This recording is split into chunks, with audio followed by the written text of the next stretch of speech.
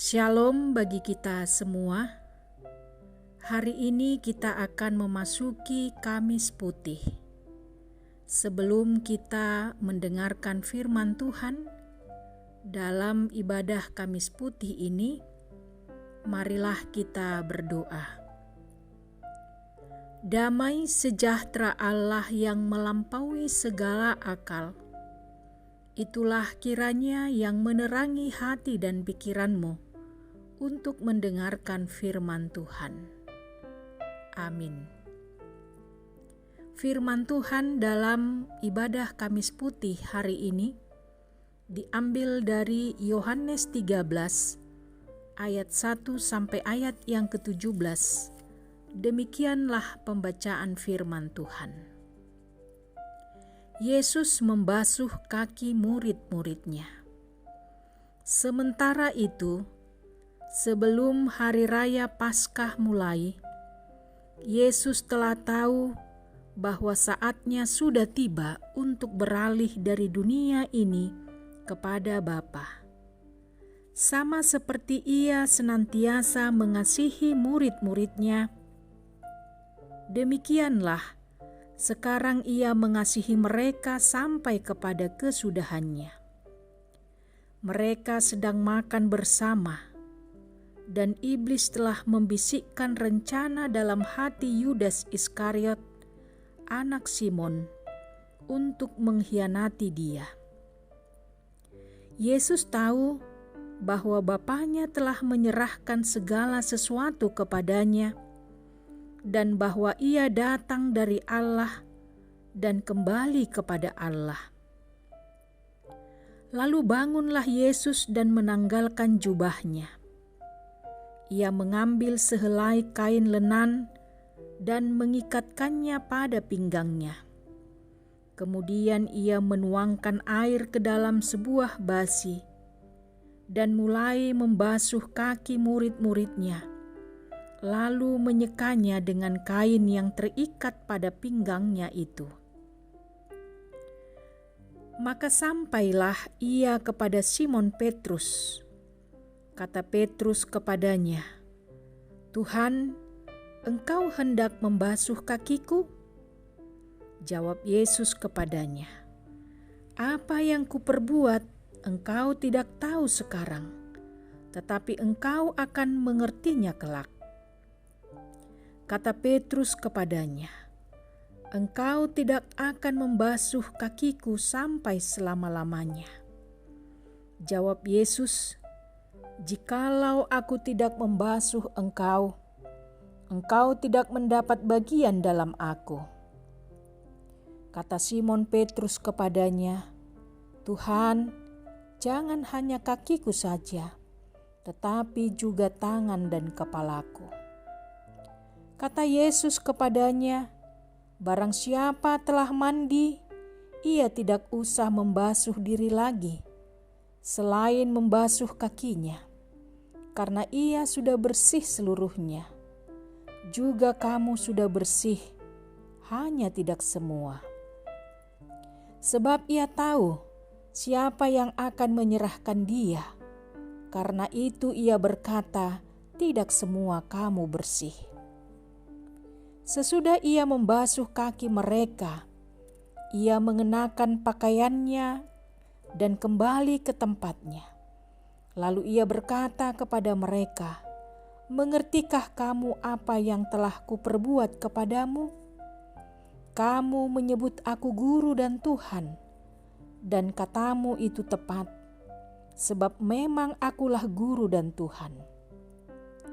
Jadi jikalau aku membasuh kakimu, aku yang adalah Tuhan dan gurumu, maka kamu pun wajib saling membasuh kakimu. Sebab aku telah memberikan suatu teladan kepada kamu, supaya kamu juga berbuat sama seperti yang telah kuperbuat kepadamu. Aku berkata kepadamu, sesungguhnya seorang hamba tidaklah lebih tinggi daripada tuannya, ataupun seorang utusan daripada dia yang mengutusnya. Jikalau kamu tahu semua ini, maka berbahagialah kamu jika kamu melakukannya. Demikianlah pembacaan firman Tuhan. Saudara-saudari yang terkasih dalam nama Tuhan Yesus Kristus, hari ini kita memasuki Kamis Putih. Perayaan Hari Kamis Putih adalah hari terakhir sebelum Paskah. Paskah Yahudi mengenang keluarnya bangsa Israel dari tanah Mesir, tempat perbudakan. Sebelum perayaan Paskah, Yesus tahu bahwa saatnya telah tiba untuk meninggalkan dunia ini dan pergi kepada Bapa.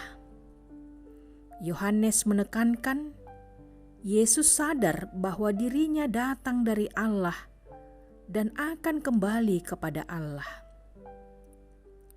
Kita bisa bayangkan di malam Kamis Putih itu pasti suasananya agak tegang dan sedih. Para murid Yesus tegang karena mereka melihat tindakan Yesus tidak seperti biasanya. Yesus yang sebentar lagi akan ditangkap dan menghadap penderitaan. Ia juga merasakan kesedihan. Apalagi murid-muridnya pun tidak mengerti juga. Padahal Yesus sudah sering memberitahukan tentang penderitaan yang akan dihadapinya. Ketegangan itu semakin memuncak, tak kala murid-muridnya ribut soal kedudukan. Siapa yang duduk di sebelah kanan dan di sebelah kiri Tuhan Yesus? Di antara murid Yesus ada yang berupaya cari muka di depan Yesus. Seperti Petrus yang berkata dengan lantang, "Aku akan memberikan nyawaku bagimu." Begitu juga Yudas Iskariot yang dengan sok peduli mengatakan, "Mengapa minyak narwastu ini tidak dijual 300 dinar dan uangnya diberikan kepada orang-orang miskin?" Namun dalam situasi yang demikian, Yesus justru menunjukkan keteladanan, persahabatan, dan pelayanan.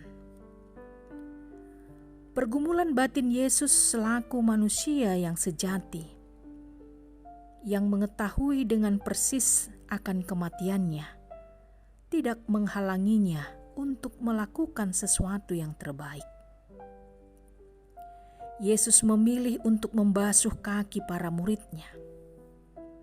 Apa yang dilakukan oleh Yesus adalah dengan tujuan memberi keteladanan agar setiap umat yang percaya saling merendahkan diri, walaupun mereka sedang dalam kondisi dilukai dan dikhianati.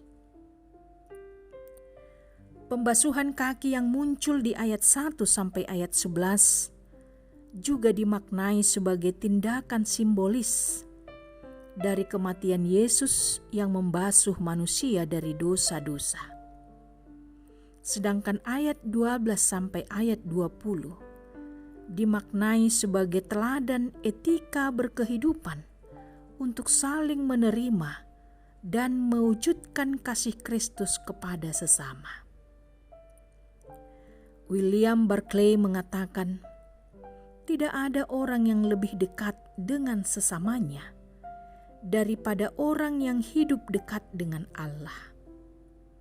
Orang yang dekat dengan Allah pasti dekat dengan sesamanya. Saudara-saudari yang terkasih, pasti kita semua ingin menjadi seperti Kristus, imitatio Christi. Apa yang paling sulit kita lakukan dalam mengikut Yesus? Merendahkan diri. Padahal bagi Yesus, tindakan perendahan diri adalah yang bersedia untuk melayani orang lain, walaupun yang dilayani ternyata tidak memberi penghargaan sebagaimana yang diharapkan.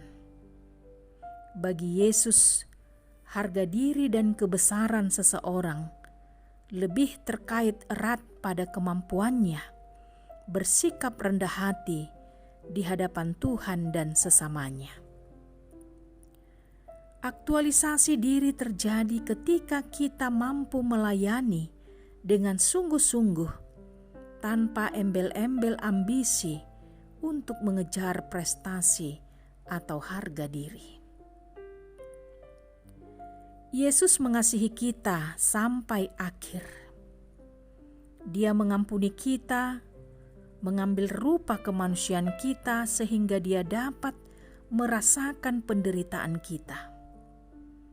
Dia bangkit dari meja perjamuan, melepaskan pakaian luarnya, dan mengikatkan kain lenan di pinggangnya.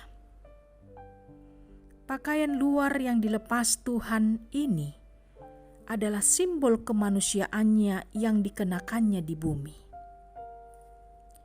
Yesus siap untuk menghadapi kematiannya, tetapi kematian yang tidak bersalah.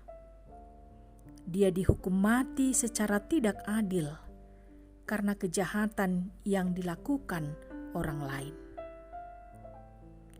Setelah melepaskan pakaian luarnya, Yesus mengambil posisi seorang budak.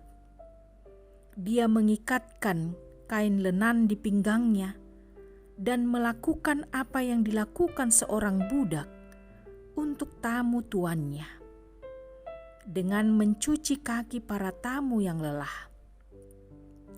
Yesus sebagai Tuhan membungkuk rendah hati untuk membasuh kaki murid-muridnya. Itu bukan hanya tindakan kerendahan hati, tetapi itu juga simbolis dari pengosongan diri total Tuhan dalam kasih-Nya bagi para murid-Nya. Oleh karena itu, saudara yang terkasih, dapatkah kita mengasihi sampai akhir? Maka firman Tuhan ini mengingatkan kita agar dapat meneladani apa yang dilakukan oleh Tuhan Yesus. Sesungguhnya siapapun kita akan berbahagia jika kita dapat melakukan apa yang diperintahkan oleh Tuhan. Amin. Kita berdoa. Ya Tuhan Yesus Kristus Juru Selamat kami bersyukur kepadamu atas segala kasih setiamu yang begitu besar dalam hidup kami. Engkau telah memberikan nyawamu untuk menebus kami dari dosa dan kejahatan kami. Kami bersyukur Tuhan, Engkau juga memberikan keteladanan bagi kami, bagaimana kami hidup sebagai orang yang sudah diselamatkan. Maka biarlah kami dapat mau merendahkan hati kami sebagai tanda bahwa kami memberikan hidup kami untuk menjadi alat-Mu, mewartakan kebaikan dan keselamatan yang telah Engkau nyatakan dalam hidup kami. Mampukan kami Tuhan untuk dapat melakukan kasih setiamu di dalam hidup kami. Kasih yang sampai akhir, yang tiada batas. Sehingga hidup kami mengalami kebahagiaan karena kami dapat melakukan apa yang Engkau perintahkan. Berkatilah Tuhan seluruh warga jemaat-Mu. Jika ada mereka yang sedang sakit, terbaring lemah, Engkaulah yang menjamah tubuhnya, memberikan kesembuhan dan kesehatan. Demikian juga dengan jemaat-Mu yang sedang dalam pergumulan yang berat, dalam duka cita. Hanya Engkau ya Tuhan yang dapat memberikan penghiburan dan kekuatan bagi mereka. Tolonglah mereka ya Tuhan, sehingga mereka dapat semangat dan memiliki pengharapan yang hidup hanya kepadamu. Terpujilah Engkau ya Tuhan Yesus, yang kami sembah hari ini, esok, dan selamanya. Amin.